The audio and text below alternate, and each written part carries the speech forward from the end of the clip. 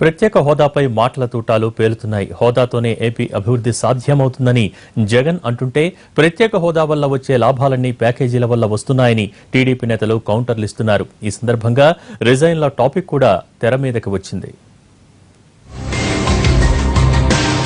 ఏపీకి ప్రత్యేక హోదాపై మరోసారి మాటల మంటలు రాజుకుంటున్నాయి. హోదా సంజీవని అంటున్నారు ప్రతిపక్ష నేత జగన్.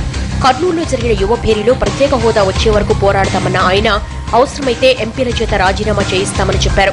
దీని అందరికీ ఒకటే మార్గం. రాష్ట్రానికి ప్రత్యేక హోదా విషయంలో వైఎస్ఆర్ కాంగ్రెస్ పార్టీ చిత్తశుద్ధితో పోరాటం చేస్తుంది. మొదటి నుంచి గత 2.5 సంవత్సరాల నుంచి అది సాధించేంత వరకు పార్లమెంటు లోపల కానీ బయట కానీ పోరాటం కొనసాగిస్తూనే ఉంటాం.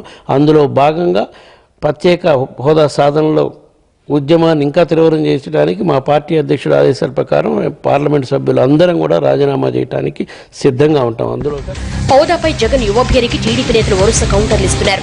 ఎంపీలతో మాత్రమే కాదు, దమ్ముంటే ఎమ్మెల్యేల చేత జగన్ రాజీనామా చేయించారంటూ బోండా ఉమ సవాల్ విసిరారు. ఉనికి కోసమే జగన్ రాజకీయ డ్రామాలు ఆడుతున్నారని మండిపడ్డారు. ప్రత్యేక హోదా వల్ల వచ్చే లాభాలని ప్యాకేజ్తో వస్తున్నాయన్నారు. ఇది జగన్మోహన్ రెడ్డి ఒక దురాలోచన. ఎందుకంటే ఎన్నికలు వస్తే కోడ్ వస్తుంది, కోడ్ వస్తే అభివృద్ధి జరగదు, సంక్షేమం జరగదు, ఏ పనులు జరగకూడదు. ప్రజలు కష్టాల్లో ఉంటే ఆయన సంతోషంగా ఉంటాడు జగన్మోహన్ రెడ్డి. కనుకనే రాజీనామా చేసి ఎన్నికలు అంటున్నారు.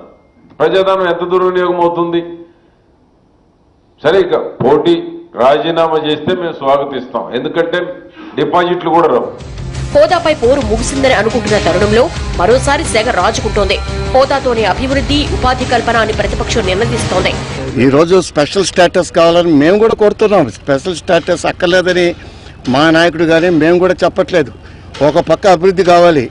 ఈరోజు రాష్ట్రంలో ఉన్న సమస్యలు అందరికీ తెలుసు, ప్రతిపక్షాల పార్టీలకు తెలుసు. తెలిసి ఐదగా మాట్లాడటం పద్ధతి కాదు. మరోవైపు హోదాతో వచ్చే ప్రయోజనాలన్నీ ప్యాకేజ్తో వస్తున్నాయంటూ అధికార పక్షం వాదిస్తోంది.